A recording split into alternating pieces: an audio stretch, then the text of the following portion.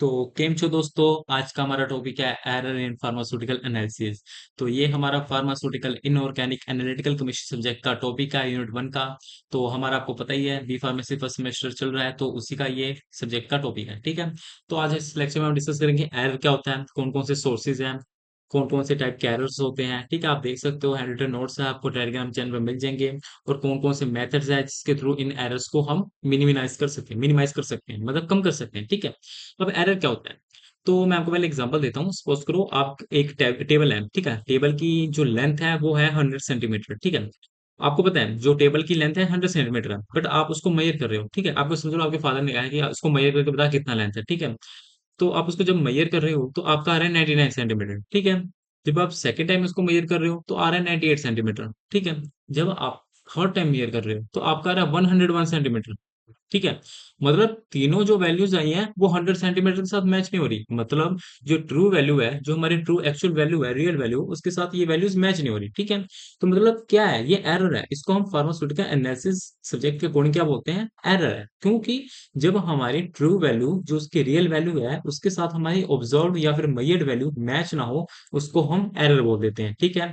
अब error to type के उसके होते हैं, मतलब कि वैसे थ्री टाइप्स के होते हैं। वैसे मैं आपको शॉर्ट में बता रहा हूँ, वैसे टू टाइप्स हम के एरर माने जाते हैं, पॉजिटिव और नेगेटिव एरर। पॉजिटिव एरर वो होते हैं जब हमारी जो वैल्यूज है, जो रियल वैल्यू के अबव है, तो उसको हम पॉजिटिव एरर कहते हैं। जैसे 101 सेंटीमीटर है, ये हमारी 100 सेंटीमीटर के अबव आ रही थी, तो इसको हम पॉजिटिव एरर करेंगे। ठीक है। जब नेगेटिव एरर किसको कहते हैं, जब हमारी वैल्यू 100 सेंटीमीटर के लो है, मतलब कि जो हमारी ट्रू वैल्यू उससे कम वैल्यू है हमारी, तो उसको हम नेगेटिव कहते हैं। जैसे 99 हो गया, 98 हो गया। ठीक है। अब इसकी डेफिनेशन देखने क्या है। Error is the difference between the measured and value and the true value of a result. वही है कि जो दोनों का डिफरेंस है उसको हम रिजल्ट, उसको जो उन दोनों रिजल्ट का डिफरेंस होता है ट्रू वैल्यू और मेजर्ड वैल्यू का, उसको हम एरर कहते हैं। In pharmaceutical analysis error means that experimental result is not exactly equal to the true value. कि जो हमारी एक्सपेरिमेंटल रिजल्ट है, जो हमारी मेजर्ड वैल्यू है, जो हमारी ऑब्जर्व वैल्यू है, वो इक्वल नहीं है, एग्जैक्टली इक्वल नहीं है हमारे ट्रू वैल्यू के साथ, हम उसको एरर बोलते हैं। ठीक है। Error can be occur because of problems with instruments. मतलब एरर के बहुत सारे सोर्सेज हैं जिसके थ्रू हो सकते हैं, जैसे इंस्ट्रूमेंट्स के थ्रू, ह्यूमन मिस्टेक्स के थ्रू, एनालिटिकल मेथड्स के थ्रू। आपको मैं थोड़ा ओवरव्यू देता हूँ, जैसे इंस्ट्रूमेंट्स के थ्रू कैसे हो जाएगा, देखो। अब जैसे हमने इंस्ट्रूमेंट को कैलिब्रेट ही नहीं किया। अब कैलिब्रेट क्या होता है, देखो कोई भी हम इंस्ट्रूमेंट को यूज करते हैं तो पहले उसकी कैलिब्रेशन करते हैं। कैलिब्रेशन मतलब होता है कि उसको हम स्टैंडर्ड किसी रेफरेंस के साथ उसको कंपेयर करके उसके बाद उसकी वैल्यूज को सेट करते हैं। एज आपको मैं एक एग्जांपल देता हूँ, जैसे पीएच मीटर होता है, इलेक्ट्रॉनिक पीएच मीटर। उसको पहले हम न्यूट्रल के साथ वैल्यू सेट करते हैं। न्यूट्रल क्या होता है, न्यूट्रल हमें पता है न्यूट्रल वैल्यू कितनी होती है पीएच की, 7 है ना। अब हम पहले इसको 7 के साथ कंपेयर करके उसकी वैल्यू सेट करते हैं पीएच मीटर की, फिर हम किसी टेस्ट सैंपल की पीएच को मेजर करते हैं। ठीक है। उसको पीएच का पता करते हैं। पहले उसको हम स्टैंडर्ड जो हमारा न्यूट्रल है, न्यूट्रल अपना पीएच है 7, उसके साथ पहले उसको सेट करेंगे, उसके बाद हम किसी भी सब्सटेंस का पीएच चेक करेंगे। ठीक है। तो उसी को हम बोल देंगे कैलिब्रेशन। ठीक है। अब ये हो गया। या फिर एक हमारा समझो एक वेइंग बैलेंस है। ठीक है। अब वेइंग बैलेंस समझो हमें किसी चीज का वे करना है। समझ लो एक हमारे 10 ग्राम का कोई पॉकेट है, पैकेट है, उसको हमें वे करना है। ठीक है। तो हम उसके ऊपर रख रहे हैं तो वो हमारा 11 mg बता रहा है, 9 mg बता रहा है। क्यों? क्योंकि हमने पहले उसको कैलिब्रेट नहीं किया। कैलिब्रेट कैसे करते हैं, देखो पहले हम उसको जीरो जीरो करते हैं ना। आपको मैं लेमन लैंग्वेज में बता रहा हूँ, जीरो जीरो करते हैं ना। वहां पे एक और ऑप्शन होगा, कभी आप एनालिटिकल बैलेंस वेइंग बैलेंस पे आप देखना, एक वहां पे CAL लिखा होता है। ठीक है। उसका मतलब क्या होता है, कैलोरीज नहीं होता उसका मतलब, उसका मतलब कैलिब्रेट। उसको आप जब कैलिब्रेट पे प्रेस करोगे तो जीरो हो जाएगा। ठीक है। एक दो बार उसको हम ऐसे करोगे, वार्म अप करवाते हैं, जिसकी वजह से जब अपना टेस्ट जो भी हमें टेस्ट सैंपल है उसको जब वे करना हो तो हमारा एक्यूरेट वेइंग बताए। ठीक है। अब आप बता लगे। अब इसका फॉर्मूला क्या होता है, फॉर्मूला होता है ऑब्जर्व वैल्यू, जो हमने ऑब्जर्व किया है, जो हमने मेजर किया है, उसको हमें माइनस करना होता है। अब उसको उसमें से माइनस करना होता है ट्रू वैल्यू को। सपोज करो जैसे हमारा जो अपना समझो जो हमने लेंथ मेजर की थी अपनी टेबल की, जो 100 मीटर थी, 100 सेंटीमीटर थी। सो हमारी आई थी 99 सेंटीमीटर। आप वैसे समझो 99 सेंटीमीटर आई थी, और ट्रू वैल्यू हमारी 100 सेंटीमीटर थी। जब हम इसको माइनस करेंगे तो हमारा कितना डिफरेंस है, -0 1 का, -1 का। ठीक है। तो हम क्या बोलेंगे, हमारा एरर कितना है, -1 का। ठीक है। अब देखो ये भी आगे ना, इसको भी हम दो कंडीशन में रखते हैं। कैसे, एक होता है हमारा कम एरर, एक होता है ज्यादा एरर। मतलब जितना ज्यादा डिफरेंस होगा, मतलब जितना ज्यादा डिफरेंस होगा ऑब्जर्व वैल्यू और ट्रू वैल्यू के बीच में, उतना बड़ा अपना एरर होगा। और जितना कम डिफरेंस होगा उतना कम एरर होगा। देखो जैसे हम अगर 98 को माइनस करेंगे 100 में से, तो हमारा आएगा -2। तो ये हमारा ज्यादा एरर है एज कम्पेयर टू 99 को जब हम माइनस करेंगे 100 में से। कैसे, जब आप 99 में से 100 माइनस करो तो -1 आ रहा है। जब आप 98 को 98 में से माइनस करो तो -2 आ रहा है। तो हम क्या बोलेंगे, जो हमारा 99 है, ये थोड़ा ज़्यादा एक्यूरेट वैल्यू है, ठीक है? एज़ कम्पेयर टू 90, इसमें कम एरर है, बट 98 वाले में थोड़ा ज़्यादा एरर है, ठीक है? तो जितना ज़्यादा डिफरेंस होगा, उतना बड़ा एरर होगा, इतना समझो। आगे आपको सब क्लियर होगा एक-एक करके, डोंट वरी, ठीक है? एग्ज़ाम्पल, अब जैसे कोई भी हमारा वेट सैंपल है, वो 10 ग्राम का है, ठीक है? जब हमने उसको बैलेंस पे रखा, तो उसका अपना ग्राम आ रहा है 9.96 ग्राम, ठीक है? उसका हम जब माइनस करेंगे, हमारा माइनस 0.04 का एरर आ रहा है, ठीक है? क्योंकि वो 10 ग्राम का है और हमारा उतना सेम वैल्यू आ ही नहीं रहा है। हमें पता है एरर क्या होता है, जब हमारी ऑब्जर्व्ड वैल्यू या फिर मेजर्ड वैल्यू हमारी जो ट्रू वैल्यू है उसके साथ मैच ना हो, तो हम उसको क्या बोलते हैं, हम उसको एरर बोलते हैं, ठीक है? आप समझ गए? अब देखो, this means the measured value is 0.04 gram less than the true value, कि भाई ये जो हमने मेजर्ड वैल्यू की है, जो हमने ऑब्जर्व किया है, वो हमारी लेस है ट्रू वैल्यू से कितना, 0.04 ग्राम, ठीक है? अब इसकी इंपॉर्टेंस क्या होती है, देखो, जितनी ज्यादा एक्यूरेसी, उतना ज्यादा बढ़िया रिजल्ट मिलेगा। आपने सुना होगा ना, जैसे आप कभी बीजीएम वगैरह खेले हो, फ्री फायर, बीजीएमआई, सीओडी, ठीक है? उसमें भी हम जो गन्स वगैरह लेते हैं, राइफल्स वगैरह, उसमें भी एक्यूरेसी लिखी होती है ना? कि एक्यूरेसी होगी, कम रिकॉलिंग होगी, ज्यादा एनिमीज को हट टारगेट करेगी, है ना? तो वैसे ही यहाँ इसमें भी आप समझो, थोड़ा कोरिलेट करके समझो, जितनी ज्यादा एक्यूरेसी उतना बढ़िया रिजल्ट मिलेगा, ठीक है? Improve precision. अब प्रिसीजन क्या होता है, एक्यूरेसी क्या होता है, इस पे मैंने अलग टॉपिक पे वीडियो बनाया हुआ है, आप देख सकते हो। प्रिसीजन होता है जब हमारी एक वैल्यू जो ट्रू वैल्यू के पास में है, वो बार बार रिपीट हो रही हो, उसको हम बोलते हैं प्रिसीजन वैल्यू। जो हमारी एक्यूरेसी होती है, जो वैल्यू हमारी ट्रू वैल्यू को जितनी पास में, सबसे ज्यादा पास में जो वैल्यू होगी ट्रू वैल्यू को, उसको हम बोलते हैं एक्यूरेट वैल्यू। मतलब सबसे ज्यादा पास में कोई भी ट्रू वैल्यू को वैल्यू होगी, उसको हम एक्यूरेसी वैल्यू, एक्यूरेट वैल्यू बोलते हैं। पर जो वैल्यू हमारी, जो अपनी ट्रू वैल्यू के पास में भी होगी, पर बार बार रिपीट हो रही होगी, मतलब बार बार हम उसको कर रहे हैं और बार बार वही वैल्यू आ रही है, तो हम उसको प्रिसाइज वैल्यू कहते हैं, ठीक है? प्रोड्यूस रिलायबल, रिप्रोड्यूसिबल, ये तो आपको पता ही होगा, ठीक है? हम उस पर डिपेंडेंसी बदल, हम उस पर डिपेंड हो सकते हैं ना, कि हाँ, ये इंस्ट्रूमेंट हमारा हमेशा सही बताएगा, एक्यूरेट ही बताएगा, ठीक है? हमारी रिलायबिलिटी बढ़ जाती है, डिपेंडेंसी बढ़ जाती है, ठीक है? रिप्रोड्यूसिबिलिटी, रिप्रोड्यूसिबल, ठीक है? तो ये सब हमारे कुछ है। उसके बाद सोर्सेज क्या है, किस किसके सोर्सेज से एरर्स आ सकते हैं, ये हमारे सोर्सेज हैं, ठीक है? अब एक एक करके डिस्कस करते हैं, छोटे छोटे बताता हूँ। पहले आपको मैं छोटे छोटे बताता हूँ, ठीक है?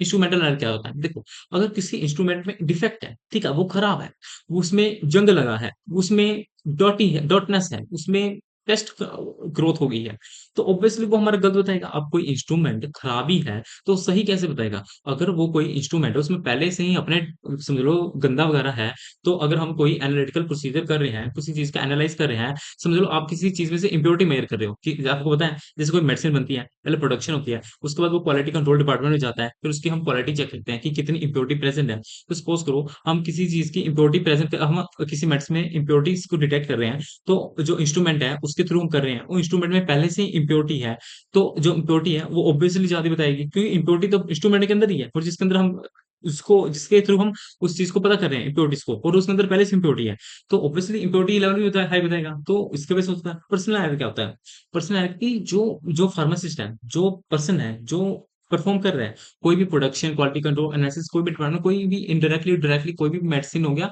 उसकी प्रोसेस में इन्वॉल्व है, पर वो उसकी गलती की वजह से कोई एरर आए, तो उसको हम बोलते हैं पर्सनल एरर। जैसे सपोज करो, जैसे कोई पर्सन प्रोडक्शन कर रहा है किसी मेडिसिन की, ठीक है? और हमें पता है, जब हम प्रोडक्शन करते हैं, हम अपना हेड कवर रखते हैं, ठीक है? हेड कवर नहीं रखा, तो हमारे कुछ बाल, जो हेयर्स वगैरह उसमें जाके, समझ लो अपने इम्प्योरिटीज वगैरह कुछ भी, समझ लो कि उसको कह सकते हैं, खराब कर सकते हैं, डिग्रेड कर सकते हैं उस मेडिसिन को, ठीक है? कुछ भी हमारे हेयर्स हो गए, है ना? तो मास्क कवर करके रखना चाहिए, हेड कवर करके रखना चाहिए, तो ये तो हमारी ह्यूमन की गलती है ना, ठीक है? अब मेथड एरर क्या होता है, देखो, हमारे बहुत सारे मेथड्स होते हैं जिसके थ्रू हम प्रोडक्शन करते हैं किसी मेडिसिन की। अब समझो, हमारे कुछ ऐसे ड्रग्स होती हैं जिसको, अब जैसे समझो, जो टैबलेट है, वो दो, टू थ्री टाइप से बनता है, दो तीन मेथड से बनता है। कैसे? एक होता है ड्राई ग्रेनुलेशन मेथड, एक होता है वेट ग्रेनुलेशन मेथड, एक होता है डायरेक्ट कंप्रेशन मेथड, ठीक है? अब ये मेथड, देखो, हम हर एक ड्रग को हर एक मेथड से नहीं बना सकते। हर ड्रग को बनाने के लिए एक स्पेसिफिक मेथड होता है, अलग मेथड के, उसके अलग मेथड से बनाते हैं, ठीक है? कैसे? अब समझो कोई हमारी ड्रग है जो हाइग्रोस्कोपिक इन नेचर है, मतलब जो मॉइस्चर अब्सॉर्ब कर लेगी, और जिसके वजह से क्या होगा, माइक्रोबियल ग्रोथ हो जाएगी, ठीक है? और समझो कि कोई ऐसी ड्रग है जो अपने लिक्विड के कांटेक्ट में आने से खराब हो सकती है, ठीक है? तो हम उन ड्रग को कैसे बनाते हैं, ड्राई ग्रेनुलेशन मेथड से। ड्राई ग्रेनुलेशन, आपको नाम से समझ लग रहा होगा, इसमें हम लिक्विड नहीं यूज करेंगे, तभी इसको हम ड्राई कहते हैं। मतलब क्या होता है, ड्राई ग्रेनुलेशन मेथड में हम बाइंडर यूज नहीं करते। बाइंडर एक ग्लू की तरह होता है, जो हमारे को टैबलेट्स के जो पाउडर्स होता है उसको ग्रेनुलेट ग्रेनुल्स बनाने में हेल्प करता है, फिर फर्दर हम उसको कंप्रेस करके टैबलेट बनाते हैं। तो बाइंडर्स हम यूज़ नहीं करते हैं ड्राई ग्रेनुलेशन मेथड में, जिसकी वजह से माइक्रोबियल ग्रोथ होने के चांसेस ही नहीं है, क्योंकि लिक्विड ही नहीं आया, तो माइक्रोबियल ग्रोथ क्या होगा, ठीक है? तो हम ऐसी कुछ टैबलेट्स होती हैं, जो अपनी वाटर के कॉन्टैक्ट में आने से खराब हो सकते हैं, या फिर कोई भी लिक्विड के सब्सटेंस के कॉन्टैक्ट में आने से खराब हो सकते हैं, तो उससे भी एरर आ सकता है। तो समझो किसी पर्सन ने को पता नहीं था ये बात, ठीक है? उसने वेट ग्रेनुलेशन मेथड से बना दिया, जो ड्रग ऑलरेडी अपनी खराब हो सकती है किसी लिक्विड के कॉन्टैक्ट में आने से। तो क्या होगा? उसकी वजह से एरर आ जाएगा। अब मेथड तो उसने सही यूज़ किया है, उससे भी मेथड से हम टैबलेट बनाते हैं, बट थोड़ा-सा डिफरेंस है कि एक में हम बाइंडर यूज़ करते हैं, एक में बाइंडर यूज़ नहीं करते हैं, जिसकी वजह से एरर आ सकता है, क्योंकि लिक्विड होता है बाइंडर, है ना? अब होता है एनवायरमेंटल एरर। एनवायरमेंटल एरर क्या होता है? देखो, अब देखो आपने अपनी तरफ से पूरी प्रिकॉशन ये रखी है, आपने सारा कुछ सही किया है, बट आपने क्या किया, अब जो एनवायरमेंटल एरर है, उसकी वजह से एरर आ गया। अब वो क्या था, समझो आपने प्रोडक्शन कर रहे हो, ठीक है? कोई पोलन, ग्रेन, डस्ट वगैरह उड़ के आया, आपके मेडिसिन की प्रोडक्शन में आ गया, ठीक है? आप मैन्युफैक्चरर उसके अंदर आके बैठ गया, उसकी वजह से इम्प्योरिटीज़ होगी, टॉक्सिसिटी होगी, ठीक है? अब इसमें आपकी क्या गलती? अब तो भाई एकदम से आप प्रोडक्शन कर रहे हो किसी साइलेंट प्लेस पे, और एकदम से विंड चलने लग पड़ी, अब डर्ट आ गई, अब क्या करोगे? कुछ करोगे? नहीं होगा, ठीक है ना? अब ऐसे समझो आप एक रूम के अंदर प्रोडक्शन कर रहे हो, ठीक है? आपने उस रूम्स को सभी तरह से बंद करके रखा है कि कोई डस्ट ना आ पाए, उसमें सारा हैपवैक सिस्टम लगा के रखा है, एग्जॉस्टर लगा के रखा है कि कुछ ना आए, ठीक है? बट क्या हुआ कि पर्सन बार-बार डोर ओपन करें, डोर क्लोज करें, जिसकी वजह से क्या हुआ, जो टेम्परेचर मेंटेन नहीं हो पाया, क्योंकि पता है ना आपको, हम कोई भी प्रोडक्शन करते हैं एक स्पेसिफिक टेम्परेचर में मेंटेन करके रखना पड़ता है। दो तरह के प्रेशर होते हैं, एक पॉजिटिव प्रेशर होता है, एक नेगेटिव प्रेशर होता है। जो रूम के इनसाइड होता है वो हम पॉजिटिव प्रेशर रखते हैं, जो रूम के बाहर होता है वो नेगेटिव प्रेशर रखते हैं। आप अभी नहीं समझोगे, आप फर्दर स्टडी में जाओगे, आप समझोगे इसका क्या रोल होता है, ठीक है? तो इतना ही समझो, जब हम बार बार डोर, जैसे आप समझो आपने एसी लगाया हुआ अपने घर के अंदर, रूम के अंदर, ठीक है? जब हम एसी ऑन करते हैं, हम डोर क्लोज कर देते हैं, क्यों करते हैं? कि मतलब कि कूलिंग अच्छे से हो पाए, कूलिंग जल्दी हो पाए। अब बार-बार कोई डोर ओपन कर रहा है तो कूलिंग नहीं हो पाती ना। तो देखो उसमें क्या गलती है? इसमें डोर की गलती थोड़ी है, इसमें हमारी गलती है। अब हमें बार-बार काम पड़ रहा है। तो देखो एनवायरमेंटल कंडीशन भी ऐसे होती हैं, है ना? अब सैंपलिंग एरर क्या होता है? सैंपलिंग एरर होता है कि आप समझो आपने किसी चीज़ का सैंपल लिया। अब पता है हम कोई भी, हम जैसे आप एक मेडिसिन का बैच बनाते हैं, हम मेडिसिन एक-एक इंडिविजुअली नहीं बनाते हैं।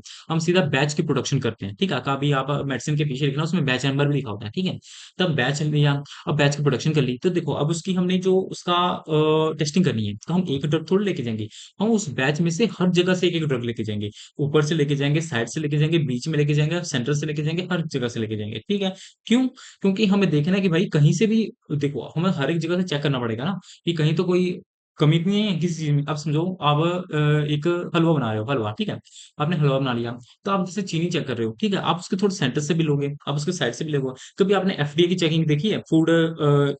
जो फूड स्टाफ के ऑफिसर्स होते हैं, वो कैसे चेक करते हैं? कभी आप ध्यान से देखना, वो हर एक जगह में से छोटे-छोटे छील करके टेस्ट करते हैं, कि हर एक जगह अपनी यूनिफ़ॉर्मिटी तो बनी हुई ना, यूनिफ़ॉर्मिटी तो बनी हुई ना हर जगह।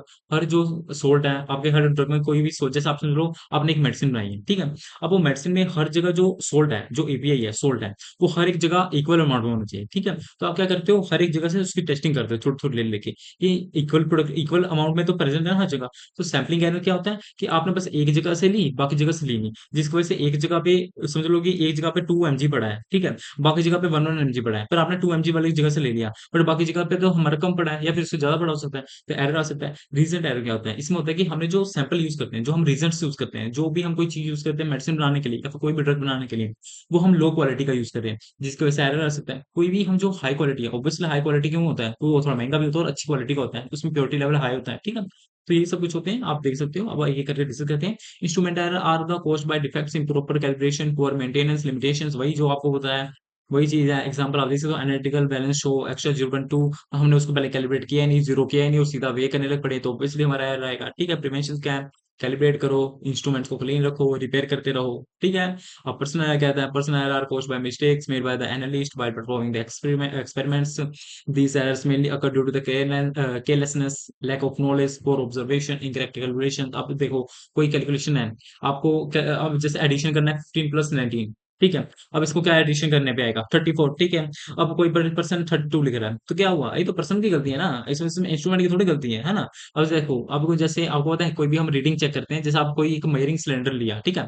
उसके अंदर आपने कुछ लिक्विड डाला, तो उसको आपको मेजर करना है कितने अमाउंट में, ठीक है? तो आप हमेशा उस मेजर लेवल को हमेशा हम अपने आई लेवल पे रख के चेक करते हैं, हमेशा उसको आई लेवल तक रखना होता है और फिर चेक करना होता है उसकी कितनी रीडिंग है। और कोई पर्सन ऊपर करके देख रहा है, कोई नीचे करके देख रहा है, ऑब्वियसली रीडिंग गलत बताएगा। सपोज करो जैसे 24.5 ml था, उस उस बेवकूफ ने 25.4 ml लिख दिया। अब तो ये पर्सनल की गलती है ना, इसमें हमारे क्या था, जिसकी वजह से एरर आ जाएगा। ठीक है, तो वही है, एसओपी फॉलो करो। एसओपी क्या होता है? अपना होता है स्टैंडर्ड ऑपरेटिंग प्रोसीजर। इसमें हमारा सब कुछ लिखा होता है कि एक हिसाब की रेसिपी बुक होती है जिसमें हमारे हर एक मेडिसिन को बनाने की पूरी रेसिपी लिखी होती है। अब सपोज करो कोई पर्सन है, वो अपने आप को ओवर स्मार्ट बन रहा है कि मुझे तो भाई आता ही मेडिसिन बनाना, मैं क्यों एसओपी पढूं? ठीक है, मैं क्यों पढूं, मेरे को तो आता है। उसने क्या किया, गलत कर दिया। ठीक है, तो इसलिए कहते हैं आपको आता भी हो तो एसओपी एक बार पढ़ के बनाओ। ठीक है, जिसकी वजह से कोई एरर ना आए। मेथड एरर वही है कि आपने कोई गलत मेथड यूज कर लिया जिसकी वजह से अपना गलत मेडिसिन बन गई। जैसे मेथड्स अगर ड्यू टू डिफेक्ट और limitation in the analytical method used, sometimes the selectable procedure itself cannot give the completely accurate result. वही है कि आपने कोई प्रोसीजर चूज किया है, वो एक्यूरेट रिजल्ट नहीं दे पाएगा क्योंकि आपने गलत चूज कर लिया।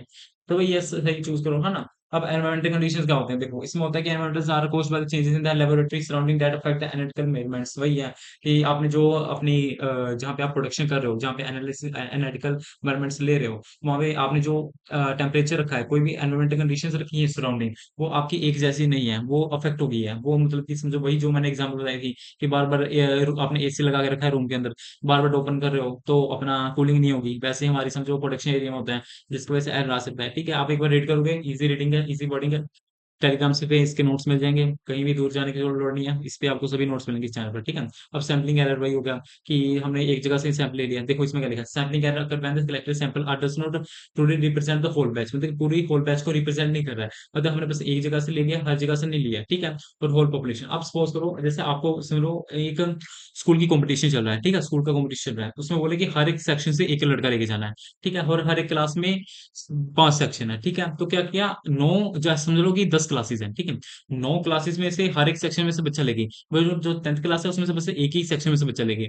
तो जो एक बच्चा है वो पूरी क्लास को रिप्रेजेंट नहीं कर पाएगा ना, क्योंकि हर एक सेक्शन को रिप्रेजेंट नहीं कर पाएगा ना, हर सेक्शन को रिप्रेजेंट नहीं कर पाएगा ना। वो जिस सेक्शन का उसी सेक्शन को रिप्रेजेंट करेगा। जैसे वो 20 सेक्शन का होगा तो 20 सेक्शन को रिप्रेजेंट करेगा, ए को, सी को, डी को, ई को नहीं रिप्रेजेंट कर पाएगा ना, क्योंकि हम तो सेक्शन की कॉम्पिटिशन करवा रहे हैं। सेक्शन, हर एक सेक्शन से बच्चा बुलाया तो वो एक ही सेक्शन से बच्चा जा रहा है। ठीक है, तो वैसे आप एग्जाम्पल ले सकते हो कि प्रॉपर सैंपल कलेक्शन, कि हमने ढंग से सैंपल नहीं लिया, सैंपल का साइज वो छोटा है, नॉन यूनिफॉर्म मिक्सिंग की, जो मिक्सिंग की है वो एक बराबर नहीं है, यूनिफॉर्मिटी नहीं है उसके अंदर, कहीं ज्यादा है कहीं कम है। सैंपल कॉन्टेमिनेशन, मतलब कोई सैंपल हमारा कॉन्टेमिनेट हो गया है किसी फॉरेन पार्टिकल से, हमें सैंपल ढंग से लेना ही नहीं आया, सैंपल लेते वक्त हमने अपने हाथ में ग्लव्स नहीं पहने, अपने मास्क नहीं लगाया माउथ पे, जिसकी वजह से कंटेमिनेशन होगी, हेयर गिर गया उसके वजह से कंटेमिनेशन होगी। तो वही हमें ध्यान से लेना चाहिए ना भाई। अब होता है रिजल्ट एरर, क्या होते हैं रीजंस एरर? की हमने पुअर क्वालिटी का यूज किया, हमने एक्सपायर्ड प्रोडक्ट्स यूज करे हैं जिसके वजह भी एरर आ सकता है।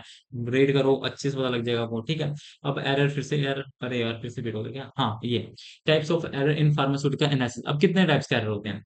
3 टाइप के होते हैं। कौन कौन से भाई? Systematic error, random error, cross error. ठीक है, इसको हम बोलते हैं डिटर्मिनेट, इंडिटर्मिनेट, ब्लंडर। ठीक है, अब सिस्टमैटिक एरर क्या होते हैं? Systematic error are errors that occur in the same direction every time during repeated measurements. They either always increase or always decrease the measured value. These errors are predictable, reproducible, and can easily detected and corrected.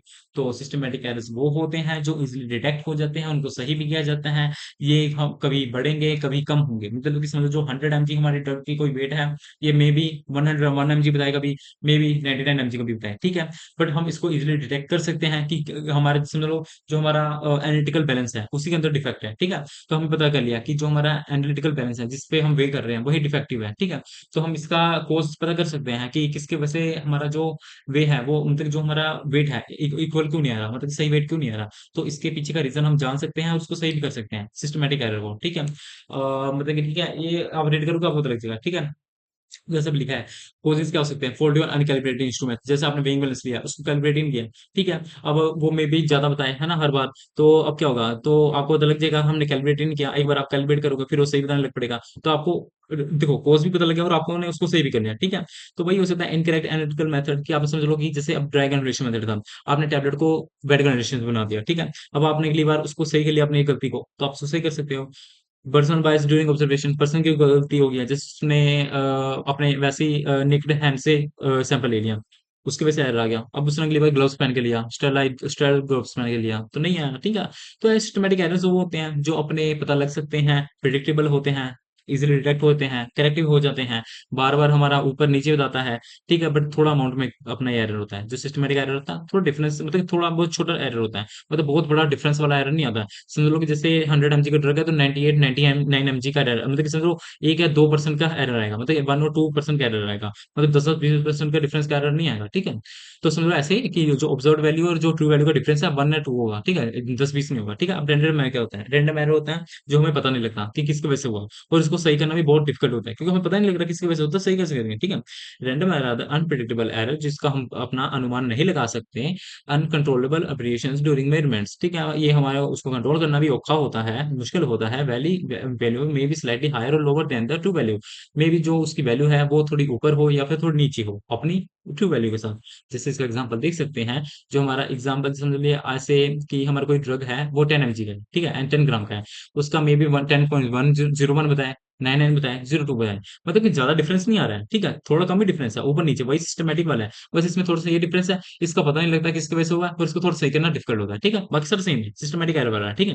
अगर by chance वही environmental वजह से हो सकता है, temperature fluctuation, मतलब कि समझ लो आप एकदम से समझ लो, ऐसे समझो यार, आपने जैसे रूम में एसी लगा के रखा हुआ है, आपने बंद रखा हुआ है एसी, तो आपका जो एसी का डिग्री का टेम्परेचर था 17 था, ठीक है, मस्त कूलिंग हुई है, मस्त आपको नींद आ रही है, किसी ने 5-6 बार दरवाजा खोला बंद किया, कूलिंग कम होगी, ठीक है, ठंडा कम हो गया, ठंडापन कम हो गया रूम के अंदर, तो क्या हुआ? अब इसमें किसकी गलती है?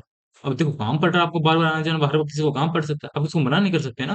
तो टेम्परेचर फ्लक्चुएशन वजह से होता है, ह्यूमिडिटी चेंज की वजह से होता है, इंस्ट्रूमेंट फ्लक्चुएशन वजह से होता है, तो इसको हम मिनिमाइज थोड़ा मुश्किल होता है करना, तो कर सकते हैं। क्रॉस एरर होता है ब्लंडर, मतलब कि बहुत ज्यादा डिफरेंस आना ऑब्जर्व वैल्यू और ट्रू वैल्यू के अंदर, बहुत बड़ा डिफरेंस आ जाना, ठीक है, उसको हम बोलते हैं ग्रोस एरर, ठीक है। Gross error last mistake caused by the carelessness, negligence, lack of attention of analyst, मतलब कि ये पर्सनल एरर की वजह से ज्यादा होता है, कि जो अपना एनालिस्ट है, जो अपना परफॉर्म कर रहा है, कोई भी अपना एनालिटिकल मेजरमेंट्स ले रहा है, उसकी गलती की वजह से ग्रोस एरर होता है। ये बहुत बड़ा एरर हो सकता है। सपोज करो कि जैसे सपोज करो कि जैसे हाँ, जैसे कुछ हमारे ड्रग्स होते हैं जो अपनी जैसे आपको पता है ना, हर एक मेटल में हर एक ड्रग स्टेबल नहीं होता। सपोज करो कुछ हमारी ऐसी कुछ ड्रग्स है, आप रिएक्टिव समझो यार, जैसे टेट्रासाइक्लिन है, ठीक है, उसको हम जिंक में नहीं रखते, समझो, ठीक है, जिंक में नहीं रखते उसको क्योंकि वो ज्यादा रिएक्टिव होती है, ठीक है। तो किसी एनालिस्ट ने क्या किया, उसको ये चीज पता नहीं थी, ठीक है, उसने जिंक में उस टेट्रासाइक्लिन को रख लिया, उसके वजह से क्या हुआ? टेट्रासाइक्लिन खराब हो गया। अब गलती किसकी है? देखो, पर्सन को नॉलेज नहीं थी, जो पर्सन है उसको नॉलेज नहीं थी कि जिंक में नहीं रखते हैं, सीधी बात है ना।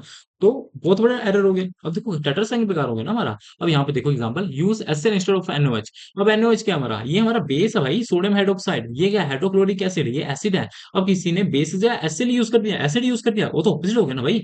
अब जैसे 25.5 ml लिखा है, उसने 2.55 ml लिख दिया, अब बताओ। और जो 25 ml लिखा है उसकी जगह 2 ml लेके जा रहा है, तो क्या कहेगा बंदा, है ना। अब रीडिंग 30 ml की आई है, वो 20 ml लिख रहा है, बेवकूफ, है ना। तो ये सब कुछ चीजें होती हैं जो ग्रोस एरर होते हैं, जो हमारी पर्सनल की गलती की वजह से होता है, ठीक है। ये बहुत बड़ा डिफरेंस होता है ऑब्जर्व वैल्यू और अपनी ट्रू वैल्यू के बीच में, ठीक है। इसको हम सही कर सकते हैं कैसे? अच्छे से वर्क करो, केयरफुली सारे एसओपीज फॉलो करो, रीडिंग अच्छे से लो, बार बार रिपीट लो कि कोई हमारी डिफरेंस तो नहीं आ रहा, ठीक है। तो आप इसको रीड करोगे, आपको समझ आ जाएगा। अब मेथड्स ऑफ मिनिमाइजिंग एरर, अब ये कौन से हैं? रेगुलर कैलिब्रेशन, कैलिब्रेशन आपको जैसे बताया कि उसकी कैलिब्रेशन करो इंस्ट्रूमेंट्स की, ठीक है, आप पढ़ोगे आपको समझ आ जाएगा। पुअर मेंटेनेंस ऑफ इंस्ट्रूमेंट्स, अगर प्रॉपर मेंटेनेंस ऑफ इंस्ट्रूमेंट्स, अगर इंस्ट्रूमेंट्स गंदे हैं तो उसको अच्छे से मेंटेन करके रखो, उसको क्लीन एंड वॉश करो, मतलब कभी भी यूज किया तो उसके इमीडिएटली उसको धो के रखो, उसको ड्राई करके रखो कि उसमें कोई माइक्रोबियल ग्रोथ ना हो जाए, उसको स्ट्राइल करके यूज करो, उसको अपने कोई भी हॉट एयर ओवन, अपने जितने भी जो जिस प्रोसेस के थ्रू उसको हम स्टेरलाइज कर सकते हैं, हॉट एयर ओवन में, या फिर अपने कोई भी फ्लेमिंग से, या फिर अपने अदर मेथड्स हो गए, जैसे कहीं हम अपने इथेनॉल वगैरह भी यूज करते हैं, ठीक है, जैसे भी यूज कर सकते हो आप उसको, ऐसे साफ सुफ करके यूज करो, ठीक है। अब थर्ड आया था अपना एसओपी फॉलो करो, ठीक है, एसओपी फॉलो करो, मतलब कि जो हमारा रेसिपी है उसको फॉलो करो मेडिसिन बनाते वक्त, अपने तरफ से और स्मार्ट मत बनो। Proper training of analyst, analyst को प्रॉपर ट्रेनिंग दो, उसको हर एक चीज सिखाओ कि ऐसे ऐसे हो सकता है, कि ताकि वो अपनी गलती ना कर सके, ठीक है। उसके बाद हमारा आ जाता है प्रॉपर लेबोरेटरी कंडीशंस की, हाँ, लेबोरेटरी कंडीशंस को प्रॉपर मेंटेन करके रखो। अब ये क्या होता है, देखो आप कहीं भी प्रोडक्शन होती है ना, वहाँ पे एक दरवाजा नहीं होता, वहाँ पे 5 दरवाजे लगवा के रखो, ठीक है। मतलब किसी पर्सन ने बस एक ही दरवाजा लगा के रखा है लेबोरेटरी में, ठीक है, ऐसा नहीं करना। उसको 5 दरवाजे रखो कि जो उसका प्रेशर है वो मेंटेन रखे, मतलब कि आपने पहला दरवाजा खोला तो दूसरा दरवाजा बंद रहे, जब आपने दूसरा दरवाजा खोला तो पहला दरवाजा पहले ही बंद हो जाए, ठीक है, जिसकी वजह से अपना टेम्परेचर मेंटेन रहे, लेबोरेटरी कंडीशंस मेंटेन करके रखो। हैपवैक सिस्टम लगा के रखो, उसके बाद एग्जॉस्ट लगा के रखो, जो आपसे हो सकता है वो लगा के रखो, जिसके जिसकी वजह से अपनी ह्यूमिडिटी ना खराब हो, मतलब कि एक जगह ह्यूमिडिटी स्टेबल रहे, टेम्परेचर स्टेबल रहे, डस्ट ना आ पाए, ठीक है? जो आप कर सकते हो उसको करा के रखो। हाई क्वालिटी के रीजन्स यूज करो, हाई क्वालिटी के हाईली स्टैंडर्ड रीजन्स यूज करो कि ताकि पुअर क्वालिटी के ना करने से कोई एरर ना आ जाए, ठीक है? और जो सेवंथ हमारा है, repeat experiment take the average, ठीक है? अब इसमें क्या बोल रहा है, मतलब कि जो हमने एक्सपेरिमेंट किया है, जो हमने वैल्यूज ली है, उसको 5-6 बार रिपीट करो, ठीक है? मतलब 5-6 बार लेकर देखो, फिर उसका एवरेज निकालो। एवरेज मतलब मीन, आपने देखा होगा जो 10th में प्रोबेबिलिटी चैप्टर था ना, उसमें मीन, मोड, मीडियन, ठीक है? आपने पढ़ा होगा शायद, है ना? मीन निकालते थे ना, कि जैसे हमारे 5, 7, 10 जितनी भी वैल्यूज होती हैं, उनको प्लस करके हम नीचे डिवाइड कर देते हैं उतने नंबर से। जैसे आपने समझो हमारे 2 वैल्यूज हैं, 10 और 20, ठीक है? अब ये 10, 20 को हमने प्लस किया, कितना हुआ? 30, और 2 वैल्यूज हैं, हमने 2 के साथ नीचे डिवाइड कर दिया, हमारा आ गया 15 एवरेज, है ना? तो मीन निकालो, जिसकी वजह से हमारी गलती ना हो। जैसे आप देख सकते हो एग्जांपल 10.01, 10.00, इनको हमने प्लस किया है, हमारे 3 वैल्यूज थे, हमने इसलिए 3 से डिवाइड किया। 10 ग्राम उसका एक्चुअल वेट है, ठीक है? इससे हमारा मीन एवरेज निकलेगा, तो हम इजिली पता कर सकते हैं हमारा सही है, एक्यूरेसी है उसकी कि नहीं है, उसका जो वैल्यू है सही है कि नहीं। केयरफुल ऑब्जर्वेशन, मतलब अच्छे से ऑब्जर्वेशन लो, आई लेवल पर रख के किसी भी चीज को मेजर करो, ठीक है? आप रिकॉर्डिंग अच्छे से करो, कोई भी केयरलेसनेस ना बरतो, है ना? तो यूज करो, ठीक है? उसके बाद है यूज वैलिडेट एनालिटिकल मेथड। हाँ, एनालिटिकल मेथड यूज अप्रोप्रिएट रखो, मतलब अप्रोप्रिएट यूज करो, मतलब कि जो हमारा बोला है, जैसे समझ लो कि जैसे वॉल्यूमेट्रिक एनालिसिस पता है, वॉल्यूमेट्रिक अपनी टाइट्रेशन होती है।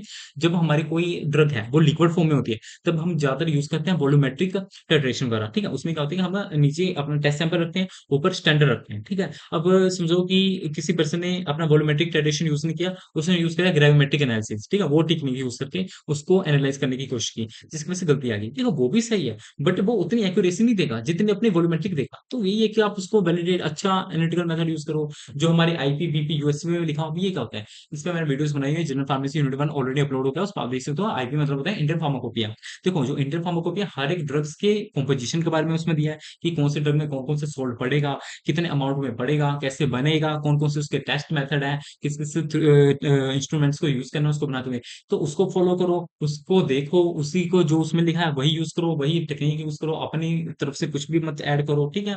तो इस इन सब चीजों से कर से आप उसको एरर को मिनिमाइज कर सकते हो। तो आज का टॉपिक होप आपको सभी को अच्छे से समझ आ गया हो, कंसेप्ट थोड़े भी क्लियर हो गए होंगे। तो लाइक शेयर सब्सक्राइब करना ना भूलें। जो इसके नोट्स हैं, हैंड रिटन नोट्स हैं, आपको टेलीग्राम चैनल फार्म आउट्स करके मिल जाएंगे, लिंक डिस्क्रिप्शन में होगा। जो अगर आपको best books for B pharmacy लिखना है, वो भी चैनल पर अपलोड है, आप देख सकते हैं। उसमें मैंने स्टैंडर्ड बुक्स रिकमेंड की है आपको, जैसे के डी त्रिपाठी, लिबरमैन वगैरह, जो भी लेखमैन वगैरह, जो भी आप देख सकते हो उस वीडियो में, बहुत सारी बुक्स हैं, ठीक है? तो आज की वीडियो में इतना ही। होप आप सभी को अच्छा लगा हो, तो लाइक शेयर सब्सक्राइब करना ना भूलें। थैंक